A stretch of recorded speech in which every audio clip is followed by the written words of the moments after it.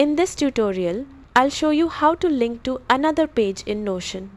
Linking pages makes it easier to connect related information and navigate your workspace. Let's get started.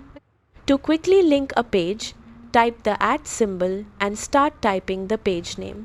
Select the correct page from the list and Notion will insert a link. You can also type A and begin typing the page name. Choose the page from the suggestions to create a wiki-style page link. If you want to turn existing text into a link, highlight the text, click the link button in the formatting toolbar, then search for and select the Notion page you want to link.